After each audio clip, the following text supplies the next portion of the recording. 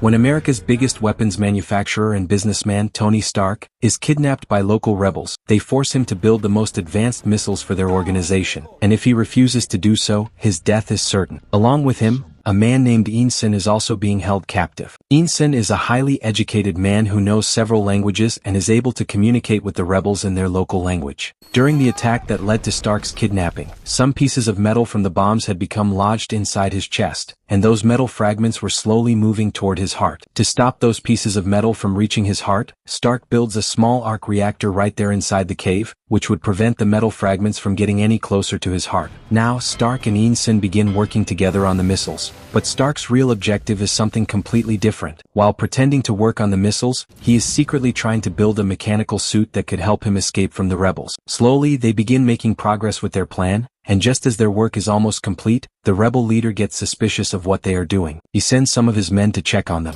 But as soon as the rebels open the gate, a massive explosion takes place, killing them instantly. After hearing the explosion, all the other rebels immediately begin rushing towards Stark's location. Now Stark has very little time left. He quickly tells Invention to power up his suit. However, the software is still being downloaded, and it will take some more time before the suit becomes fully operational. Seeing this, Invention quickly picks up a gun lying nearby and moves toward the approaching rebels so that he can buy Stark some extra time. But Invention is killed in the process. By this point, Stark's suit has finally become fully operational. He immediately charges toward the rebels. Their bullets have no effect on his metal armor, and Stark quickly makes his way toward the main exit gate. But standing directly in front of him is the rebel leader. The leader fires a missile at Stark, but Stark manages to dodge it. He immediately launches a missile of his own at the rebel leader, severely injuring him and knocking him to the ground. After this, Stark causes a massive explosion among the huge pile of weapons lying there and uses the blast to propel himself high into the air. He flies away from the rebel base, but after traveling some distance, he crashes into the desert. Fortunately, his team eventually discovers him and takes him back to the place where they normally live. There, Tony meets several old friends of his father, the same people who had helped his father establish and develop the weapons industry. Tony immediately tells them that he wants to appear on a live broadcast and hold a press conference. Soon, Tony is standing in front of reporters and cameras. He explains that he had been kidnapped by a group of Afghans who forced him to manufacture weapons for them. He tells the world that during his captivity, he finally realized the horrifying consequences of the weapons his company was producing. According to Tony, his weapons were not simply protecting people anymore. They were creating destruction and giving dangerous groups the power to start wars. Tony then makes a shocking announcement. He says that he no longer wants to continue manufacturing such weapons and that he intends to shut down his weapons industry. Even if the company remains open, he promises that he will never again manufacture weapons that can cause such massive destruction. However, Tony's father's old friend immediately interrupts him and tells everyone that Tony is not thinking clearly. He claims that Tony has only recently escaped from captivity and is still traumatized by what happened to him. According to him, Tony is emotionally unstable and is simply speaking without thinking properly. Tony becomes frustrated and leaves the press conference.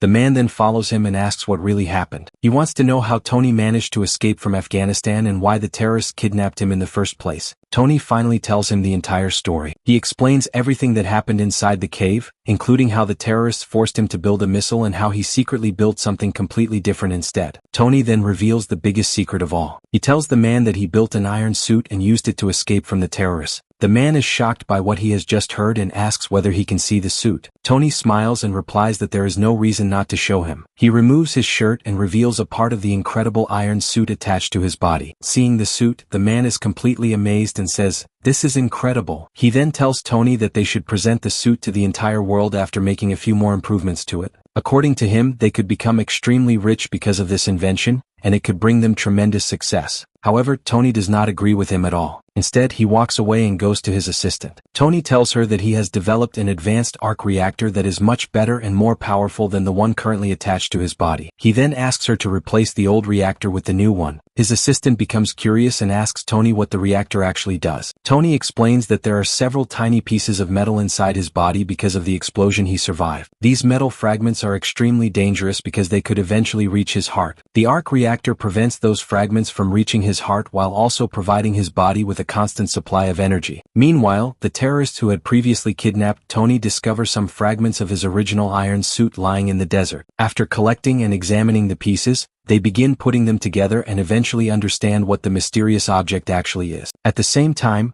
Tony is already working on an improved version of his iron suit. This new suit is far more advanced than the previous one. Tony has installed more powerful rocket launchers into it, which are designed to help him fly at much greater speeds and heights. Once the suit is completed, Tony activates its electric generator and commands the system to lift him higher into the sky. As Tony flies higher and higher, the temperature drops dramatically. Because of the extreme cold at that altitude, the suit begins to freeze. Its internal system detects a serious malfunction, and Tony suddenly loses control of the suit and starts falling toward the ground. While he is falling, Tony quickly activates the suit system again. The suit begins melting the ice that has formed across its surface, allowing the mechanical components to function properly once again. Tony manages to regain control and starts flying again. When he returns toward his house, Tony immediately begins modifying the suit's mechanism so that the freezing problem will not happen again when he flies to higher altitudes. Meanwhile, his assistant has placed Tony's old arc reactor on a table and is writing something on it. When Tony notices it, he becomes extremely excited because he realizes that his assistant has made an important discovery. Later that evening,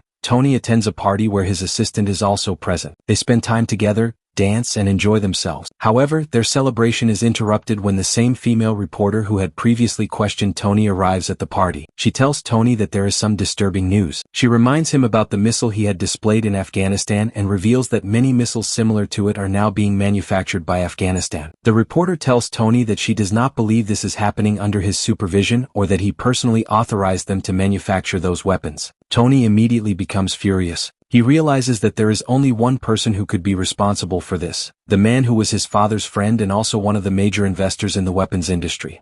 Tony immediately goes to confront him. He asks the man directly whether he was the one who sent those missiles to Afghanistan. The man calmly admits that he did. He tells Tony that he had no choice and that he needed to do it. Tony becomes furious and asks whether the man has any idea what is happening in Afghanistan. Terrorists are killing innocent people in large numbers, and by supplying weapons to them, he has effectively supported the same people who are causing all this destruction. Tony reminds him that this was never supposed to be the mission of their weapons company, but the man completely ignores Tony's concerns. Tony returns home and decides that he will deal with the situation himself. He begins working on his iron suit again and makes it even more powerful. Tony adds almost every type of advanced technology he can think of to the suit, turning it into a highly sophisticated weapon. The new suit is capable of firing multiple small rockets along with its other weapons, making Tony far more powerful than before. Tony then immediately travels to Afghanistan wearing the suit. When he arrives, he launches an attack against the terrorists and begins fighting them one after another. He also confronts their leader, the same man who had previously kidnapped him and forced him to manufacture weapons. Tony uses the weapons installed inside his suit and fires a powerful rocket at the terrorist base. The resulting explosion completely destroys the area. The local Air Force detects the massive explosion and realizes that something extremely powerful has happened there. However, despite searching the area, they are unable to discover who was responsible for the attack. Tony then contacts the friend of his father who had previously visited the gambling club and handed him his award. Tony tells him that he was the one who destroyed everything in Afghanistan and asks him to handle the situation. The man immediately asks who could possibly be responsible for such an attack. Tony's father's friend gives an explanation that keeps Tony completely out of suspicion. He says that it is possible that several enemies attacked the terrorists together. By saying this, he makes it appear as though Tony had nothing to do with the destruction. However, Tony's father's friend soon becomes suspicious himself. He wonders whether someone could really have disappeared after carrying out such a massive attack. He quickly travels to Afghanistan and begins speaking with the surviving terrorists. The terrorists tell him that they already know who is behind the entire incident, but they are keeping quiet for the moment because they want to expose the complete truth at the right time. They finally reveal that the person responsible is Iron Man. They explain that they found several pieces of Iron Man's suit in the desert after the attack. The terrorists then tell Tony's father's friend that they can reveal the design and secrets of the suit if he is willing to pay them. Instead of agreeing to their demand,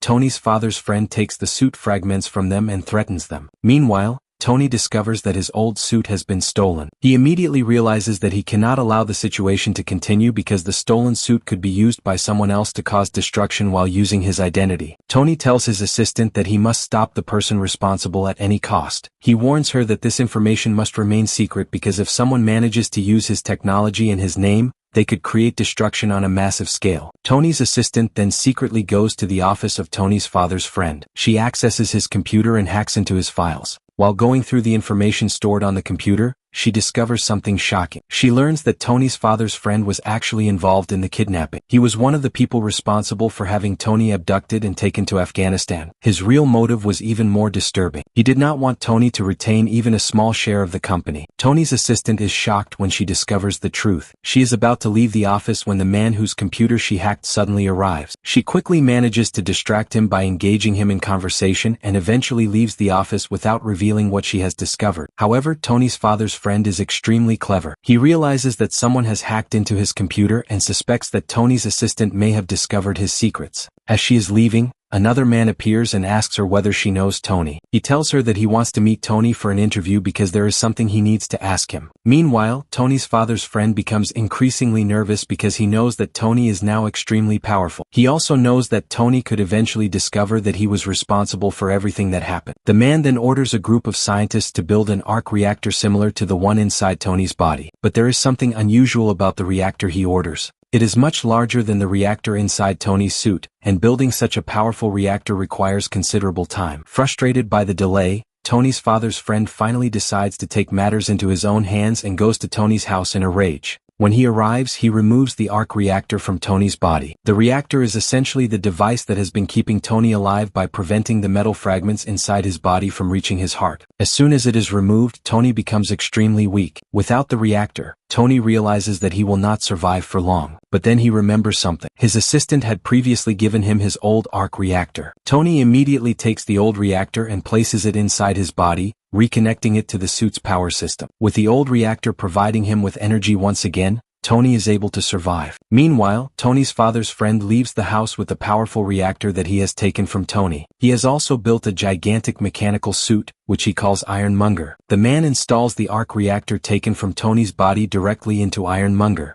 As soon as the reactor is activated, the enormous machine comes to life. Ironmonger possesses tremendous power and is equipped with advanced weapons. At the same time, the real Iron Man arrives at the location. A massive battle begins between Iron Man and Ironmonger. The two machines fight each other with incredible force, and eventually the battle moves onto the road. During the fight, Tony remembers an important weakness in his suit. His new suit has not been completely modified to solve the freezing problem. This means that if he flies too high, the suit will once again begin to freeze. Tony immediately takes advantage of this weakness and flies straight upward. Ironmonger follows him into the sky. As they reach a much higher altitude, Ironmonger's suit begins freezing because of the extremely low temperature. Its systems start malfunctioning, and the enormous machine becomes weak and begins falling toward the ground. Once Ironmonger reaches a lower altitude, its systems become functional again and the machine regains power. It immediately begins attacking Iron Man once again. During the battle, both of them eventually crash down into the same laboratory where the powerful new arc reactor is being developed. This is the laboratory belonging to the scientists who were working for Tony's father's former partner. Tony quickly realizes that the reactor being built inside the laboratory could be used to defeat Ironmonger. He contacts his assistant and tells her to activate the powerful reactor. Tony tells her that he will immediately get away from the area because once the reactor is activated, Ironmonger will be caught completely off guard. The machine's operator has no idea what is about to happen. Tony's assistant follows his instructions and activates the reactor. A powerful wave of energy is released from it. The energy waves surround Ironmonger and overload the machine. Ironmonger is unable to withstand the enormous amount of energy and is ultimately destroyed, killing the man inside it. The next day, Tony appears at a press conference. Reporters and the public are praising him and asking him whether he is actually Iron Man. Before Tony can answer, a man approaches him and gives him a note. The note instructs Tony not to reveal the truth. It tells him that he should simply say that his security guard was responsible for the incident and that the fight between Iron Man and Ironmonger was merely the result of a personal conflict. It also tells him to claim that Tony's father's friend died naturally and had nothing to do with the events. Tony walks toward the reporters while holding the note. At the same moment, his friend quietly whispers to him that he should simply tell everyone the truth. Tony looks at the reporters and realizes that there is no reason to hide his identity anymore. Then, in front of everyone, Tony finally reveals the truth. He confidently says, "I am Iron Man.